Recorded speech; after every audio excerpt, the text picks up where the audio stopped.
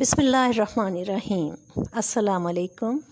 अल्लाह करीम आप सबको अपने हिफ्ज़ व अमान में रखे और शाद और आबाद रखे। हज़रत वासिफ़ अली वासिफ़ रहमतुल्लाह अलैह की गुफ्तगू में से इक़्तबास पेश खिदमत है। उन्वान है तौबा। सवाल किया गया, क्या तौबा के बाद इंसान बरी हो जाता है? जवाब, बशर्ते के तौबा कबूल हो जाए। काफिर जो अपने कुफ़र में है वो अपने कुफ़र से तौबा करके इस्लाम में दाखिल हो गया। If he dies as a pure man. तो अगर अब वो मरता है तो पाक होकर मरेगा, अब उसे माजी की सज़ा नहीं होगी। तो तौबा चेंज करने वाली शय है। तौबा का मायने है मुड़ना, और तौबा के ख़याल से गुनाह जारी रखना दरअसल तौबा से महरूमी है। क्या पता गुनाह के दौरान ही सांस ख़त्म हो जाए, इसलिए ये बड़ी ज़रूरी बात है। गुनाह हो जाए तो कफ़ारा ज़रूर अदा कर जाओ। गुफ्तगू जिल्द 17 सफ़ा 188। सवाल, मुझे लगता है कि जो गलत काम मैंने किए हैं उन पर नदामत आना कम बात है, तौबा भी कम है। हज़रत वासिफ़ अली वासिफ़ ने जवाब दिया, जब ऐसे मकाम पर इंसान पहुँचे जहाँ वो अपनी तौबा पर इस्तकामत ना कर सके तो उसका तरीक़ा इलाज ये है कि तू अपनी तौबा करता जा, ताकि अगर मौत आ जाए तो उस वक्त तो गुनाह की तरफ जाता हुआ ना पाया जाए बल्कि तौबा में पाया जाए। तो तू हालत गुनाह में ना पाया जाए बल्कि हालत तौबा में पाया जाए। तो बचत का रास्ता तो ये है कि नदामत का कुर्ब मिल जाए और मौत आ जाए तो उस आदमी की बख्शिश हो जाती है। नदामत में मरना दरअसल बख्शिश में मरना है। इस लिहाज से नादिम होना कोई मायूसी की बात नहीं है। कहते हैं कि अगर 1000 बार कोई गलत काम हो गया है और 1000 बार तुमने तौबा की है तो फिर 1001 मरतबा तौबा करो। नफ्स का ये तरीक़ा है कि वो बार बार गुमराह करता है, और आपका तरीक़ा ये हो कि बार बार तौबा कर लें। वो अपने काम से बाज नहीं आता, आप अपने काम से बाज ना आएँ। किसी ने हजूर पाक सल्लल्लाहु अलैहि वसल्लम से पूछा कि या रसूलल्लाह सल्लल्लाहु अलैहि वसल्लम, हम अपने दीन से कैसे मोहब्बत करें? तो आप सल्लल्लाहु अलैहि वसल्लम ने बरमला जवाब अता फ़रमाया कि जिस तरह दुनियादार दुनिया से मोहब्बत करता है, दुनियादार कोई मौका नहीं छोड़ता अपनी दुनिया बनाने का, तुम कोई मौका ना छोड़ो दीन की तरफ जाने का। तो क्या सवाल था और क्या जवाब था? अगर आपने नीयत सही कर ली है तो ये भी बड़ी बात है। जब कभी ऐसा काम हो कि आपने कोई नेक मंसूबा बनाया तो ये भी मुमकिन है कि आपने वो मंसूबा एक मुबालगे के तौर पर बनाया है। तो आप किसी बड़े नेक मंसूबे की बजाय कोई छोटा नेक मंसूबा बनाएं। फ़िलहाल आप ये करें कि हर रोज़ किसी को 10 रुपये दे दिया करें। आप किसी बड़े मंसूबे की बजाय कोई छोटा मंसूबा बनाएं। मसलन किसी गरीब आदमी को एक रोज़ खाना खिला दो। इसमें कोई मंसूबा नहीं चाहिए, कोई वाक़या नहीं चाहिए, और इस तरह आपका काम आसान हो जाएगा। आप बात समझ रहे हैं? तो आपका एक मंसूबा तो बन गया। अगर आइंदा जुमेरात को आप आएँ तो पैसे लेकर आना, ताकि किसी ज़रूरतमंद को दे दें।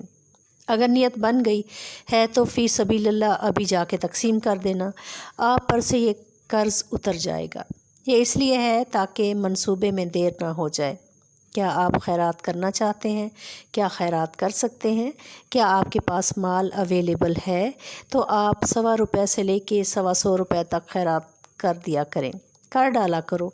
लंबे मंसूबे ना बनाना, बस थोड़ी सी रकम है ये तो किसी को दे दो। अगर कुछ भी ना कर सको तो चावल लेकर चींटियों को डाल दो। इस तरह मंसूबा पूरा हो जाता है। बाज़ औक़ात ये नफ्स का जाल होता है कि वो ऐसा मंसूबा बनवाता है जो पूरा ना हो सके। इसलिए बड़ा मंसूबा ना बनाओ कि मैं चाहता हूँ कि एक ऐसी लाइब्रेरी बनाई जाए जो इस्लामी तफक्कर की हो, उसमें नफ्स की शोहरत छुपी होती है। तो मत बनाओ ऐसी लाइब्रेरी। इसलिए छोटा सा काम शुरू करो। मसलन किसी गरीब को 1.25 रुपया दे दो, ज़्यादा दे दो, हफ्ते के हफ्ते। अगर थोड़े लगते हैं तो रोज़ दे दिया करो। जितनी आपकी माली इस्तेदाद है उतना दे दिया करो। तो मंसूबा अपनी इस्तेदाद में रखो, फिर मायूसी नहीं होगी। अगर आपको नदामत हो जाती है तो ये अच्छी बात नहीं कि आप ही मंसूबा बनाएं और नदामत भी करें। اس طرح یہ ایک پورا عمل بن جاتا ہے کہ منصوبہ بنایا اور پھر ندامت ہو گئی۔ عمل حالانکہ پورا ہے، تو آپ کیا کریں؟ وہ سوچیں جو کر سکیں۔ کچھ نہیں کر سکتے تو سجدہ کر دیں، دن ہے کہ رات ہے، سجدہ کر دیں۔ آپ یہ تو کر سکتے ہیں، بس اگر سجدہ کر سکتے ہیں تو آپ یہ سمجھیں کہ آپ کی نیکی بحال ہو گئی۔ جو آدمی سجدہ کر سکتا ہے وہ گمراہ نہیں ہو سکتا۔ سجدے کا یہ مطلب ہے کہ یا اللہ تیرے پرانے احسانات کا شکریہ اور آنے والے احسانات کے لیے درخواست ہے۔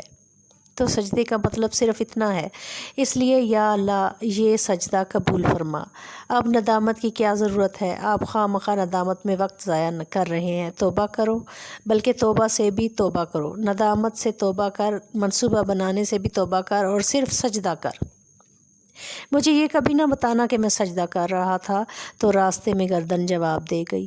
جب تک گردن سلامت ہے سجدہ کرتے جاؤ۔ آپ پر وضو کی بھی قید نہیں لگاتے۔ اب آئندہ آپ کا منصوبہ کون سا ہوگا؟ سجدہ اور اللہ کے قریب ہونا۔ میں آپ کو حکم دیتا ہوں کہ آپ دنیا میں کوئی بڑے منصوبے نہ بنایا کرو۔ یہ حکم ہے اے کہ شخص جو حاضر ہے یہاں پر، تم ایسے نیک منصوبے مت بنایا کرو، یہ سب انا کے منصوبے ہیں، لوگوں کے لیے۔ لوگوں کے لیے دعا مت کیا کرو، لوگوں کے لیے کام مت کیا کرو، اپنا کام صحیح کر لو۔ غریب آدمی کو پیسہ دے سکتے ہو تو خیرات کر لیا کرو، مگر اپنی نیک نامی کے بغیر نیک عمل چپکے سے کر لیا کرو اور سجدہ کرو۔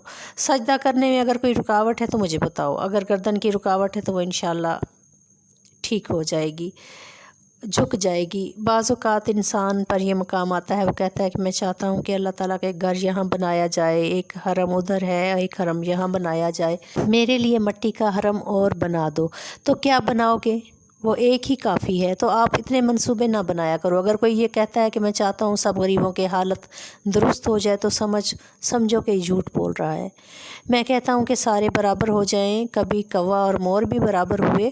شکلیں اگر برابر ہو بھی جائیں تو پھر عقلیں کیسے برابر کرو گے؟ یہ نامناسب بات ہے، برابر نہیں ہوں گی۔ خیر بھی رہے گی، شر بھی رہے گا، کافر بھی رہے گا اور مومن بھی رہے گا، چھوٹا بھی رہے گا اور بڑا بھی رہے گا۔ یہ اللہ تعالیٰ کے کام ہیں۔ کسی کو بلند پیدا کیا، کسی کو پست کیا، تو نہ قد برابر ہوں گے، نہ شکلیں برابر ہوں گی، نہ عرفان برابر ہوگا، نہ ذہن برابر ہوں گے اور نہ رسائی برابر ہوگی۔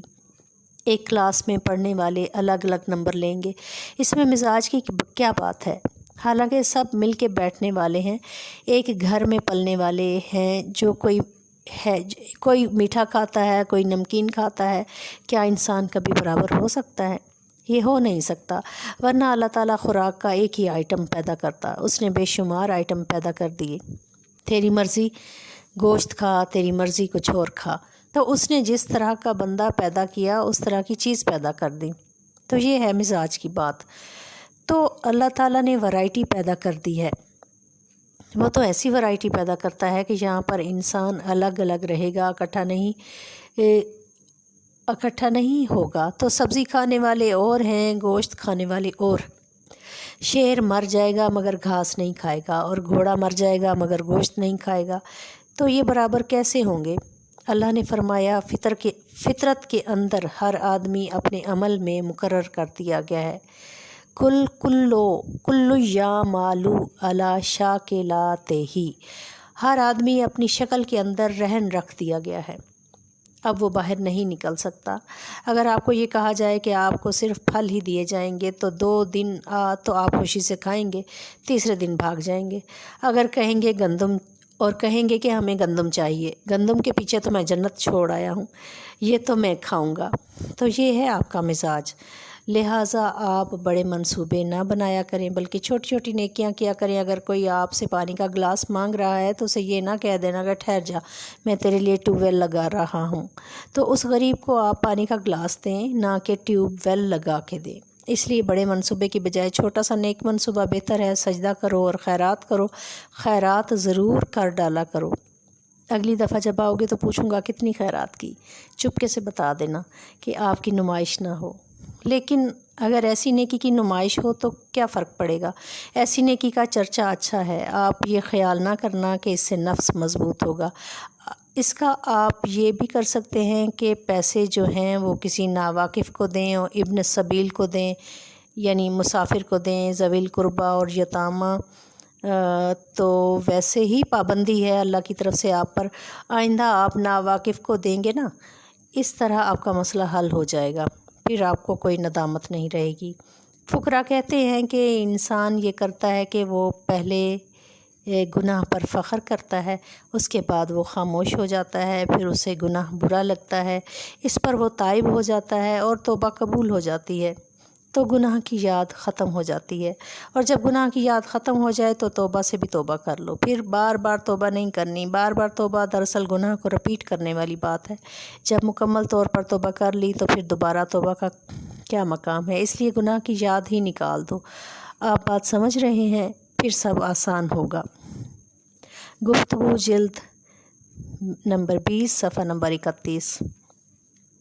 رحمت آ کے رہے گی، گناہ معاف کر دیے جائیں گے، شرط اظہار ندامت ہے، شرط خلوص دل سے توبہ ہے، شرط حضور صلی اللہ علیہ وآلہ وسلم کے دامن سے وابستہ ہونے کی تمنا ہے۔ حرف حقیقت، حضرت واصف علی واصف۔